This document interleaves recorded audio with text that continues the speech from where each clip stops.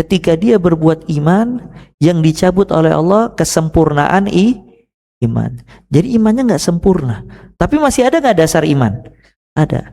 Nah, masih ada dasar iman. Dia mukmin. Makanya harapan-harapan untuk menggapai ampunan dan maaf Allah masih besar kalau dia bertobat.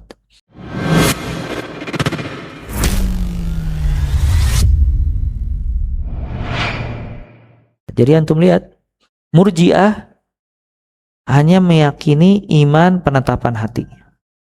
Mu'tazilah dan Khawarij meyakini iman tidak bertambah dan juga tidak berkurang. Makanya amal syarat mutlak iman. Tidak ada iman bertambah dan berkurang. Orang yang tidak beramal dan berbuat dosa kafir, kata orang Khawarij. Kata Mu'tazilah tidak mukmin, tidak kafir, tapi di akhirat sepakat kalau orang itu kekal di dalam api neraka.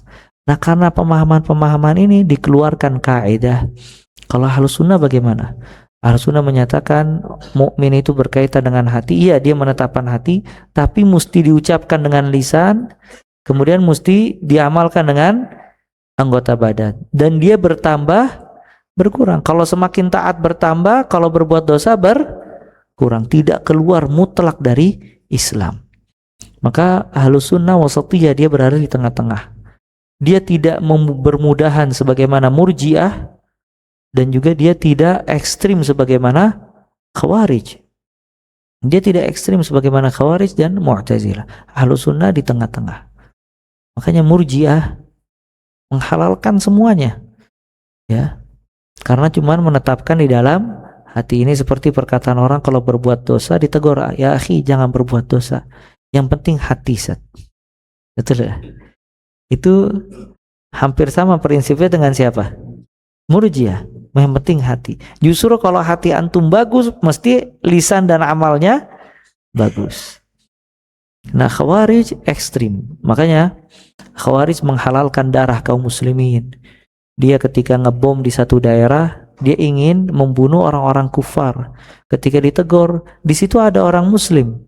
Dia menyatakan tidak ada orang muslim, semuanya kafir. Yang sholat, yang ini semuanya kafir karena mereka berbuat dosa. Salah satunya tidak berhukum dengan hukum Islam. Maka dia menyatakan darah kita halal, harta kita halal. Ya, kalau ada kasus menjebol misalnya ATM, ternyata ditemukan orang-orang yang berpikiran Khawarij, iya. Karena dia menyatakan harta yang ada di ATM itu harta orang kafir yang halal diambil.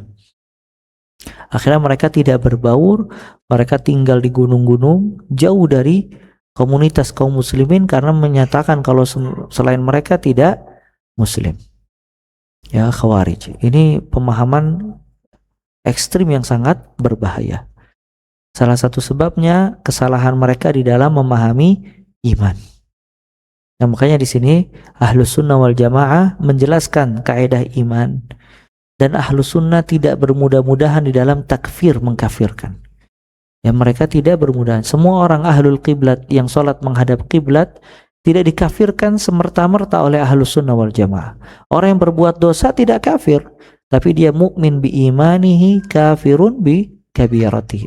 Fasiqun bi kabirati.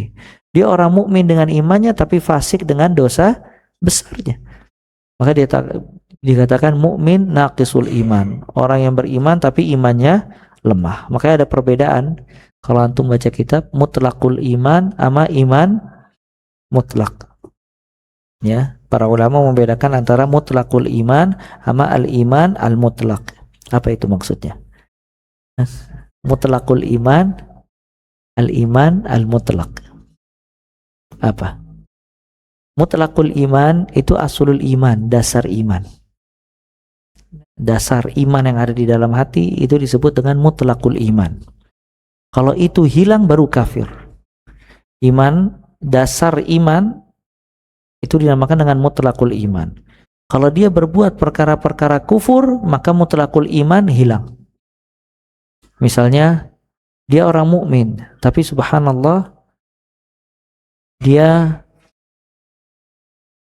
murtad, keluar dari Islam, maka mutlakul iman, dasar iman dalam hatinya hilang. Kenapa? Karena dia keluar dari Islam, murtad.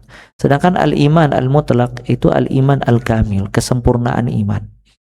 Nah, kesempurnaan iman ini bertingkat-tingkat.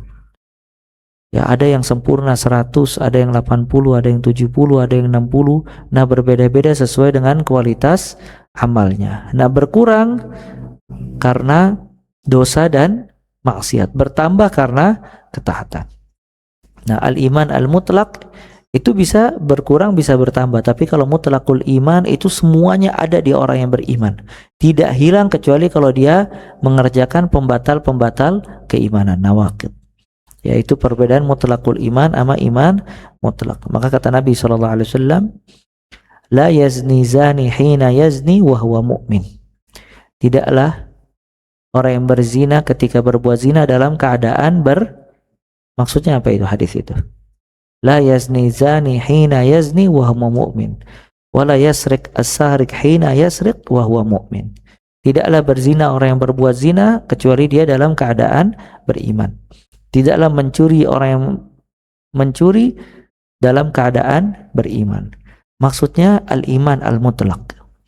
Artinya orang ketika berbuat zina, maka yang dicabut oleh Allah bukan dasar keimanan.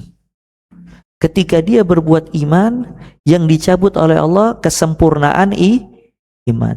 Jadi imannya nggak sempurna, tapi masih ada nggak dasar iman? Ada. Nah, masih ada dasar iman. Dia mukmin. Makanya harapan-harapan untuk menggapai ampunan dan maaf Allah masih besar kalau dia bertobat. Ya. Ketika dia mencuri, dia tidak dalam keadaan beriman. Maksudnya kesempurnaan iman. Tapi dasar iman ada apa tidak? Ada. Nah, jadi dasar iman ini ada dalam hati. Tidak hilang dasar iman ini kecuali dengan pembatal-pembatalnya. Makanya iman ada nawaqid, ada pembatal-pembatalnya. Seperti kufur, syirik, itu baru mutlakul iman hilang. Tapi kalau kesempurnaan iman itu bisa bertambah, bisa berkurang. Mungkin si fulan tahun lalu imannya lemah. Subhanallah, kenal hidayah sunnah, bertambah tinggi imannya menjadi sempurna. Cuman ketika tahun lalu dia lemah, masih ada gak dasarnya? Ada. Nah, dasar iman ini sebab dia tidak kekal di dalam api neraka. Karena semua orang yang di dalam hatinya ada iman walau sekecil biji akan dikeluarkan oleh Allah Azza wa Jalla. Nah, ini prinsip Ahlus Sunnah wal Jamaah, mutlaqul iman dan al-iman al-mutlaq. Nah, sedangkan Murji'ah menyelisihi kita, Khawarij dan Mu'tazilah juga menyelisihi kita. Bisa difahami ya? Ya, pembahasan ini penting ya, karena pembahasan ini ya dasar yang berkaitan dengan iman. Ya, dan juga insya Allah kita akan membahas amalan-amalan apa saja yang dapat mempertambah iman, amalan-amalan apa saja yang dapat mengurangi kualitas iman. Mungkin nanti kita bahas setelah kitab ringkasan akidah Ahlus Sunnah wal Jamaah.